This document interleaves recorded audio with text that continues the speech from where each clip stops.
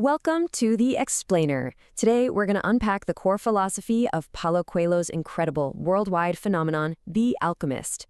Okay, so this one quote, it's pretty much the heart of the whole book. It's this idea that our biggest dreams aren't just random wishes, but they're actually plugged into the fabric of the universe itself. So let's dive in and see how the story builds this idea, starting from the very first page. So let's kick things off by meeting our hero, Santiago. He's a young shepherd, and his pretty quiet life is about to get completely turned upside down. Santiago's life, it's pretty good, right? He's got his sheep, he's got his books, he has this routine he understands. It's safe. But, sometimes comfort can feel a bit like a cage, and something is about to rattle the bars. But then this dream starts showing up, over and over again. It's this little whisper from somewhere deep inside him. The universe's first little nudge that, hey, maybe there's something bigger out there for you than these fields. And this right here, this is a choice I think we all get.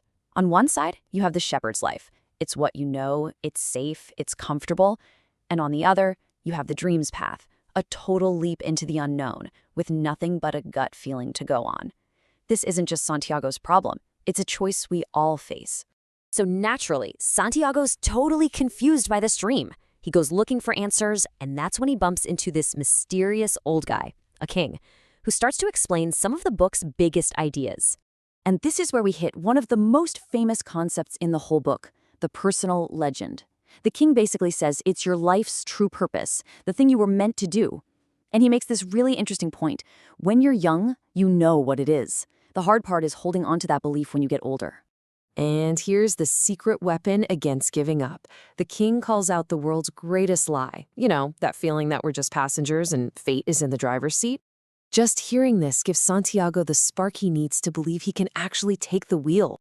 Okay, so with the king's words ringing in his ears, Santiago makes a move, a really big one.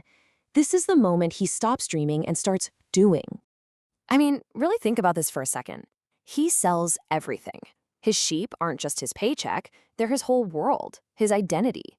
It's this massive, terrifying symbol of commitment, showing that to chase a big dream, you often have to let go of your safety net. So before Santiago leaves, the king gives him these two stones, Urim and Thummim, to help him read the signs or omens from the universe. But here's the catch. He tells him to only use them as a last resort. The real goal is to learn to make the choices yourself. They're a guide, not a crutch. All right, so Santiago makes it to Africa. He's in Tangier, he's full of hope, he's ready to go, and then reality hits. Hard. Just picture it. He's totally overwhelmed, everything is new and chaotic. And then he meets a guy who speaks his language. Finally, a friendly face, right? So he trusts him and hands over everything he has. And poof, just like that, in the middle of the crowded market, the guy is gone. And all of Santiago's money, all that sacrifice, gone with him. He's left with zero. And this is that moment, right? The one where you think, well, that's it. It's over. He is completely alone. He is totally broke. And he can't even ask for help. The dream looks like it's dead before it even got started. But sometimes, hitting rock bottom is exactly what you need. Because it's here, at his absolute lowest point, that he starts to learn the most important lesson of the entire journey. And look at this. This is so powerful. He makes a choice. He decides how he's going to see himself. Am I a victim, or am I an adventurer who just hit a roadblock? That simple shift in perspective changes everything. So instead of just sitting there in despair, he gets up and starts looking around. He remembers what the king said about omens, about signs. And where does he see one?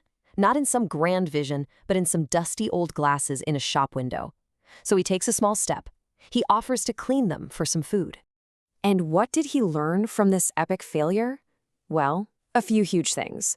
1, you gotta embrace the scary stuff.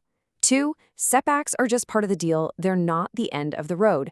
And 3, opportunities, those omens, can be hiding in the most unexpected places. And boom, there it is, the universe conspiring. It didn't magically give him his money back, no way. It presented him with a new path, an opportunity that only appeared because he chose to get up and take action. So we're gonna leave Santiago here for now. He doesn't have the treasure yet, but he found something maybe even more valuable: resilience. The story is showing us that the universe doesn't just hand you your dream. It conspires by putting the next opportunity in your path, often when you least expect it. Santiago's first step was just cleaning a piece of glass. So the final question the book leaves us with is, what's your first step?